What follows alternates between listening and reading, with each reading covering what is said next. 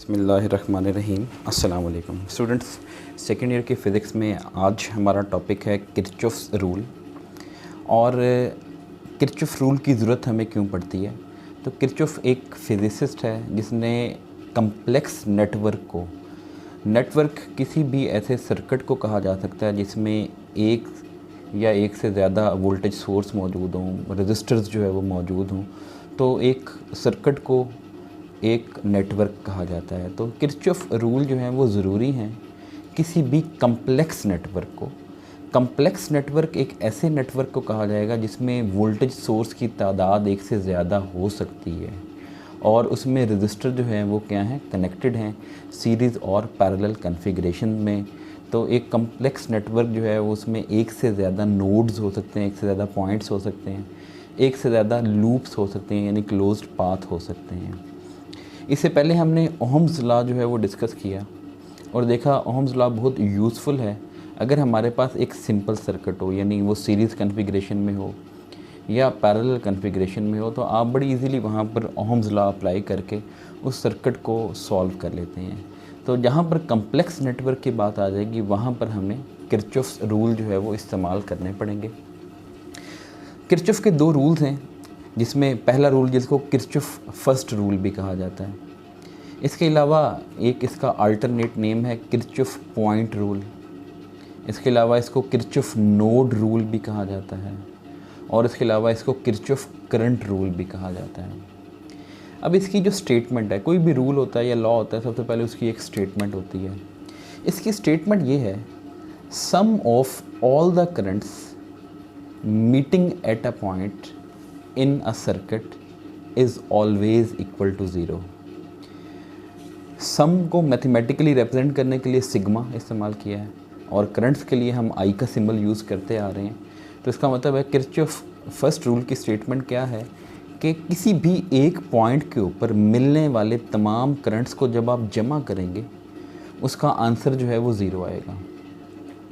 अब ये बड़ी हैरानी की बात है कि आप तो चीज़ों को जमा कर रहे हैं और आंसर जो है वो ज़ीरो आ रहा है। हालांकि हमारे जहन में एक नक्शा ये है कि चीज़ों को जमा करने से आंसर जो है वो एक बड़ा नंबर जो है वो बनना चाहिए। लेकिन आप जहन में ये रखें कि अगर एक पॉजिटिव नंबर में उतना ही नेगेटिव नंबर जमा कर दिया जाए तो आंसर ज़ीरो आ जाता है। यानी मैं अगर आपसे कहूँ कि 3 में ऐड करें -3 तो आंसर लाजमी से बात है ज़ीरो आएगा। तो यहाँ पर भी सेम यही वाला हिसाब चल रहा है कि जब आपने किरचॉफ फर्स्ट रूल अप्लाई करना है तो उस वक़्त आपने कुछ बातों को जहन में रखना है और वो बातें वो हैं जो फ़िज़िक्स के बड़े जो है वो कह गए हैं, जिनको रवायत कहा जाता है, कन्वेंशन कहा जाता है। तो कन्वेंशन ये है कि ऐसे तमाम करंट्स जो उस पॉइंट की जानिब आ रहे होंगे उनको पॉजिटिव ट्रीट किया जाएगा। ठीक है, तो मैं यहाँ पर जो है ऐसे तमाम करंट्स जो उस पॉइंट की जानिब मूव कर रहे होंगे उनको कहूँगा वो कौन से करंट्स हैं, वो हैं इनकमिंग करंट्स। अब इनकमिंग करंट्स को आपने हमेशा क्या समझना है, पॉजिटिव। बड़ी यानी एक लॉजिकल सी बात है कि करंट का मतलब है चार्ज। तो जब हम सर्किट की बात करते हैं तो नॉर्मली हम कन्वेंशनल करंट की बात करते हैं। तो कन्वेंशनल करंट हमेशा पॉजिटिव चार्जेस की वजह से फ़्लो करता है, हाई से लो पोटेंशियल की तरफ फ़्लो करता है। तो इनकमिंग करंट का मतलब है कहीं से पॉजिटिव चार्ज उस पॉइंट की जानिब आ रहा है।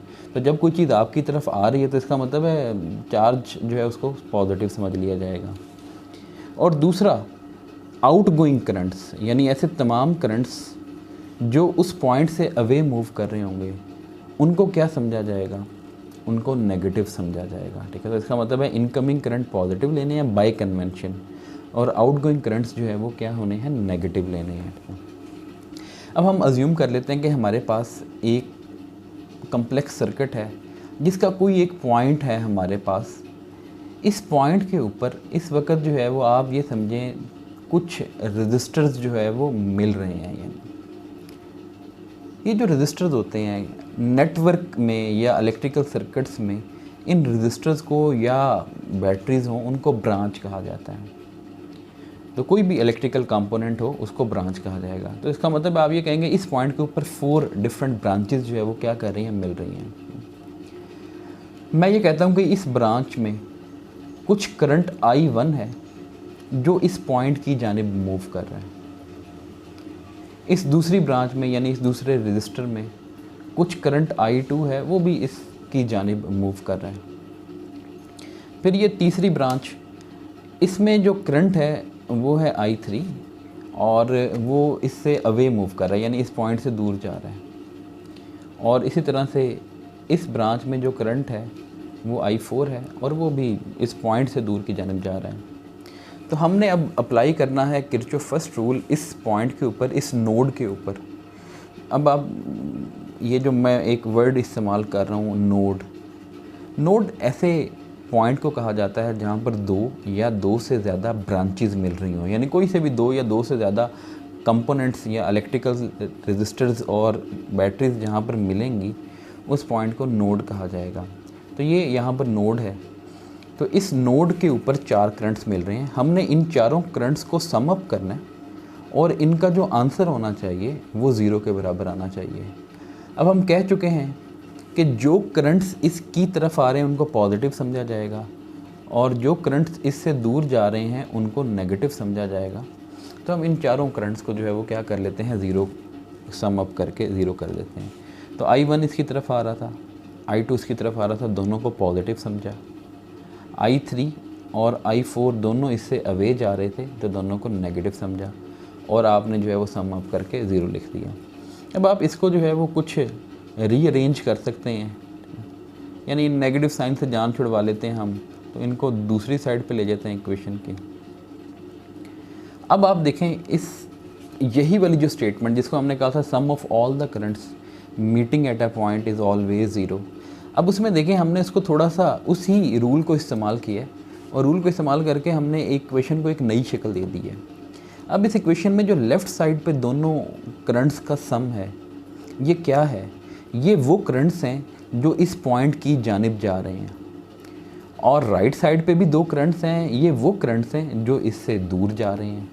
तो इसका मतलब ये हुआ कि जितने इनकमिंग करंट्स हैं उनका मजमुआ और जो आउटगोइंग करंट्स हैं उनका मजमुआ वो दोनों क्या है, बराबर हैं। ठीक है, तो इसका मतलब आप इस ही रूल को एक नए तरीके से जो है वो बयान कर सकते हैं, रीफ्रेज कर सकते हैं। वो क्या करेंगे, आप कहेंगे sum of all the currents moving towards a point is equal to sum of all the currents moving away from the points. तो इसका मतलब है एक साइड पे आपने आने वाले करंट्स का जो है वो मजमुआ लिख दिया और दूसरी साइड पे आपने जाने वाले करंट्स का मजमुआ लिख दिया। तो ये है sum of all the currents meeting at a point is equal to sum of all the currents moving away from that point. तो इसको रिफ्रेज कर दिया।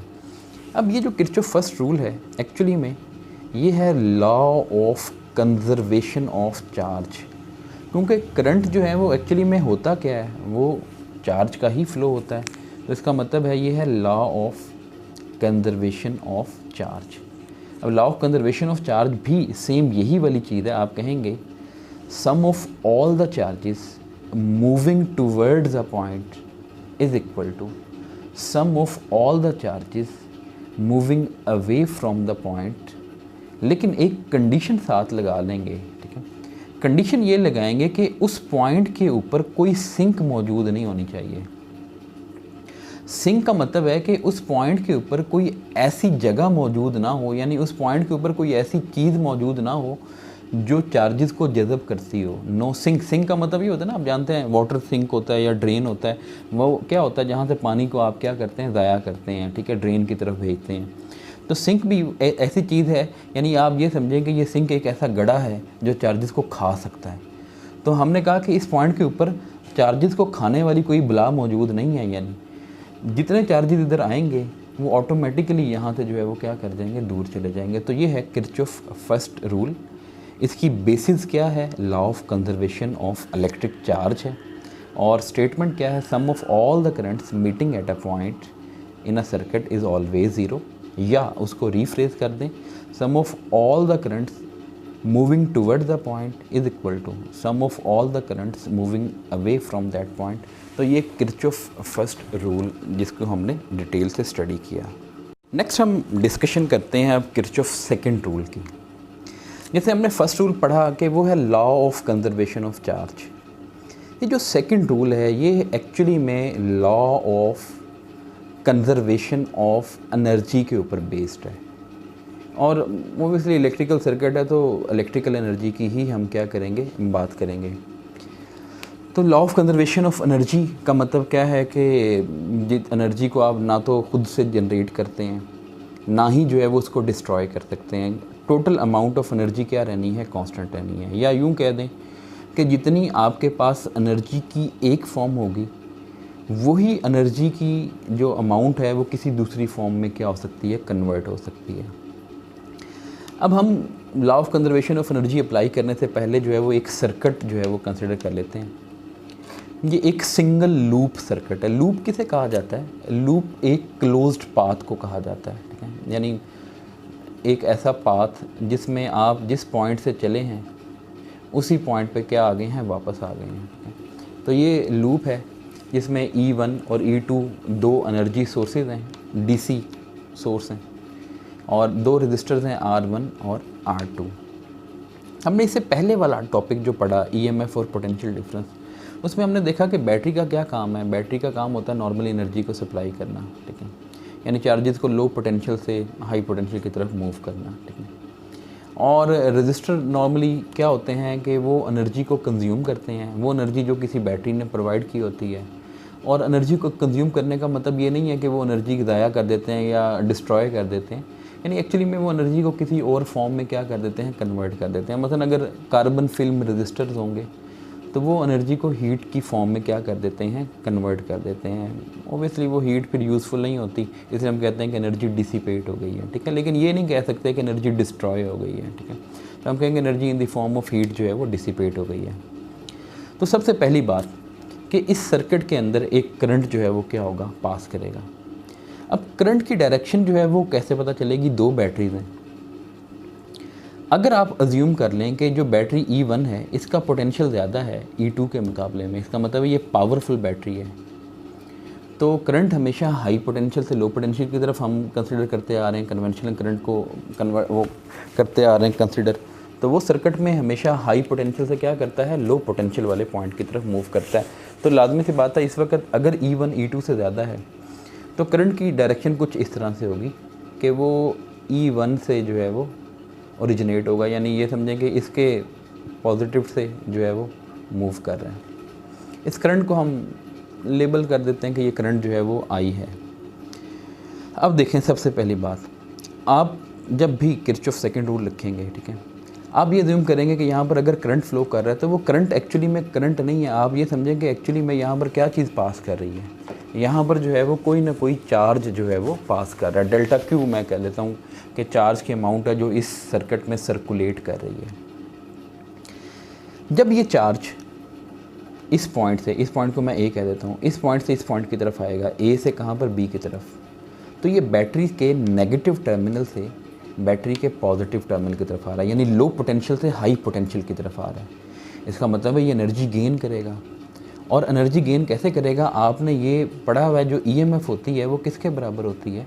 वो होती है delta W divided by delta Q। तो ये जो डेल्टा W है ये क्या है? अमाउंट ऑफ वर्क डन, या ये एनर्जी है। तो इसको यूँ लिखा जा सकता है। इसका मतलब है अगर charge delta Q A point से B पॉइंट की तरफ आया है तो उसने एनर्जी गेन की है। वो एनर्जी किसके बराबर है? वो एनर्जी है EMF of the battery E1 multiplied by amount of the charge, जैसे हमने यहाँ पर लिख ली। और ये एनर्जी उसने गेन की है, तो जब किसी चीज़ में कोई इजाफा होगा तो उसको पॉजिटिव समझा जाएगा। नेक्स्ट, अब चार्ज मूव करता है B पॉइंट से C पॉइंट की तरफ। अब B से C की तरफ तो रजिस्टर है, और हमने कहा था रजिस्टर जो है वो क्या कर रहा है? वो तो एनर्जी को डिसिपेट करता है, यानी किसी और फॉर्म में कन्वर्ट करता है। इसका मतलब है अब चार्ज बेचारा जो A पॉइंट से B पॉइंट की तरफ बैटरी में से गुजरा है और इतनी एनर्जी लेकर आया है, उस एनर्जी में से कुछ एनर्जी इस R1 ने जो है वो ज़ाया कर देनी है। कितनी ज़ाया करनी है? अब ज़ाया करने के लिए मैं साथ नेगेटिव साइन लगा रहा हूँ। एनर्जी की अमाउंट मालूम ऐसे ही करनी है, यानी पोटेंशियल डिफरेंस या EMF को चार्ज की अमाउंट से मल्टीप्लाई कर देना है।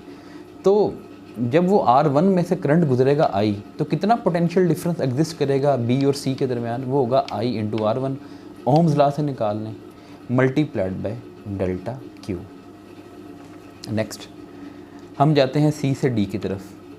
अब सी पॉइंट है E2 बैटरी का पॉजिटिव टर्मिनल और डी पॉइंट है E2 बैटरी का नेगेटिव टर्मिनल।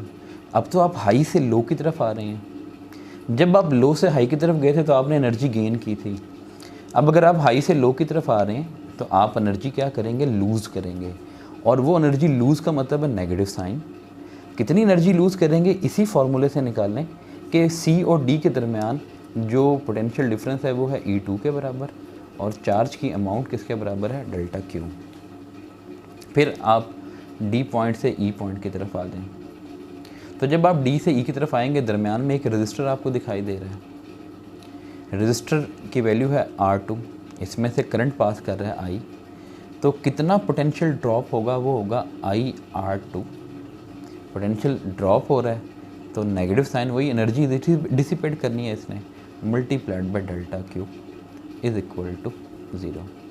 अब आपने देखा कि law of conservation of energy भी यही कहता है कि किसी भी सर्किट में जो एनर्जी का चेंज होगा वो ज़ीरो होगा, क्योंकि एनर्जी कांस्टेंट रहनी है, कंजर्व्ड रहनी है। तो कंजर्व रहने का मतलब है कि एनर्जी में आने वाली चेंज ज़ीरो होगी। अब आप देख रहे हैं कि ये जो पॉजिटिव टर्म है ये आपको बता रही है कि आपने एनर्जी कितनी गेन की, ये एनर्जी में पॉजिटिव चेंज है। और ये सारी की सारी जो नेगेटिव टर्म्स हैं ये आपको बता रही हैं कि एनर्जी आपने कितनी लूज़ की। तो जितनी आपने गेन की होगी उतनी ही आपने क्या की है, लूज़ की है। तो सब का सम जो है वो किसके बराबर आ गया, 0 के बराबर आ गया।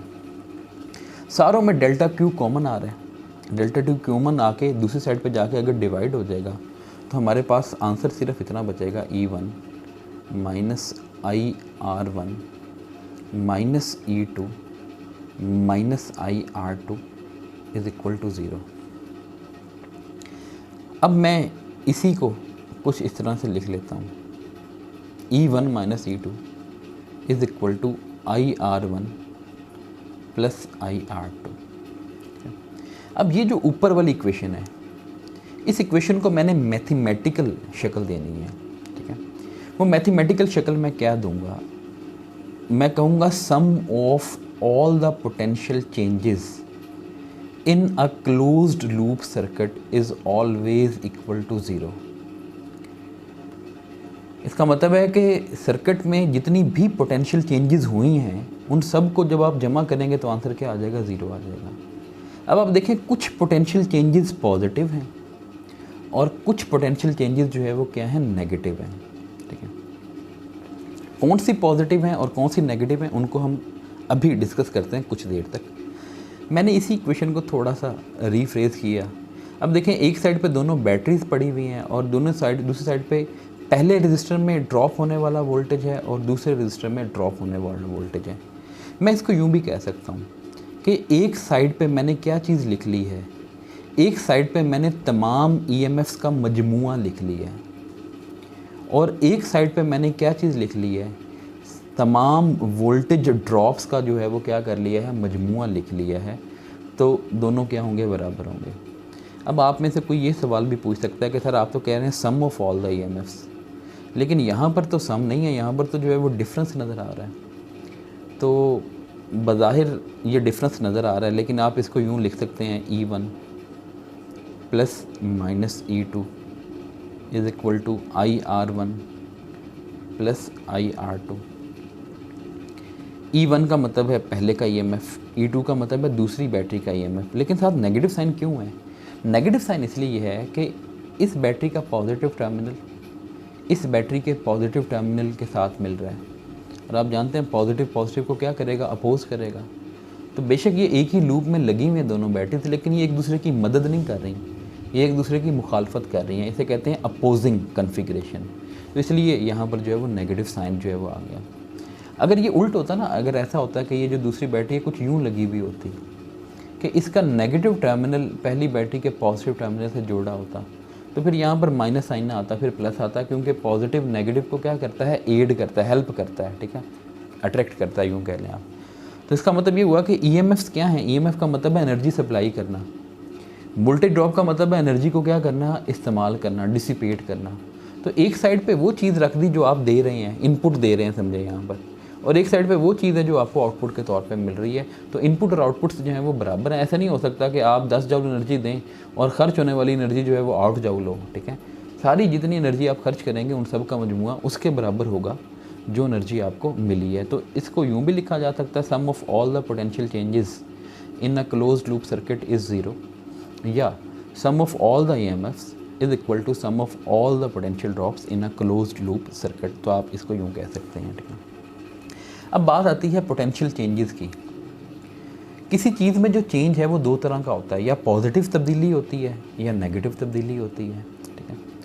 पॉजिटिव चेंज का मतलब है किसी चीज़ को हासिल करना, बढ़ना। मतलब पहले मेरी एनर्जी थी 10 जूल, किसी एक ऐसी कंपोनेंट में से गुजरा, मेरी एनर्जी होगी 20 जूल, तो मेरी फाइनल एनर्जी में से जब इनिशियल एनर्जी निकाली जाएगी तो आंसर पॉजिटिव आएगा। इसको कहते हैं पॉजिटिव चेंज।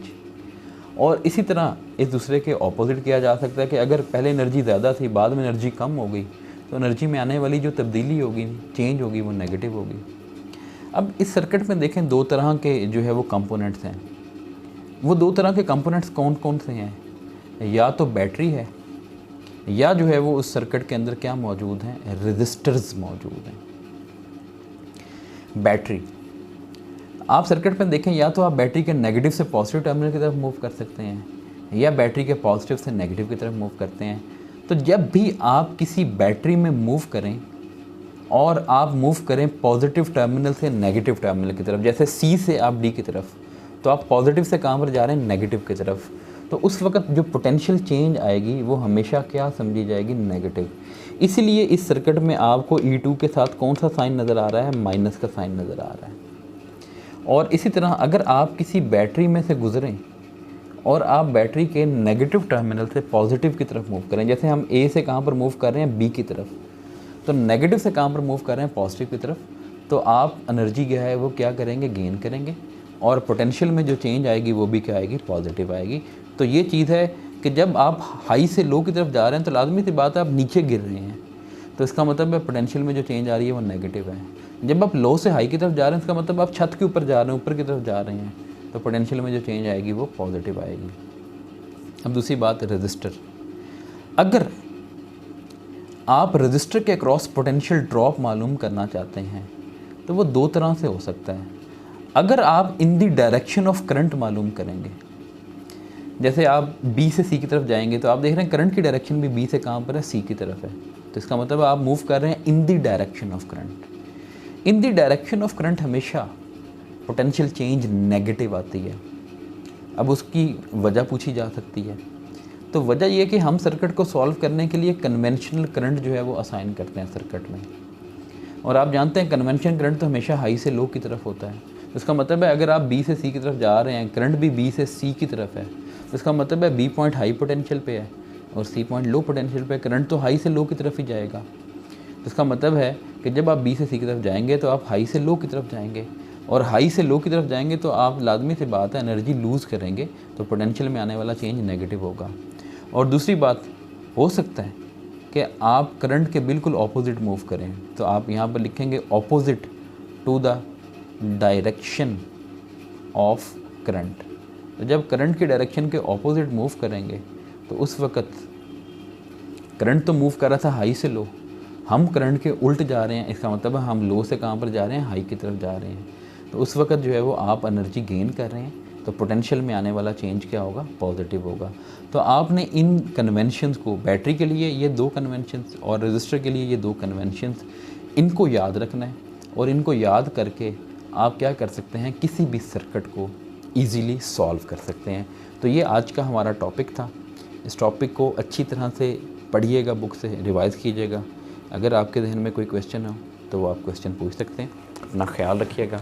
अल्लाह हाफिज़।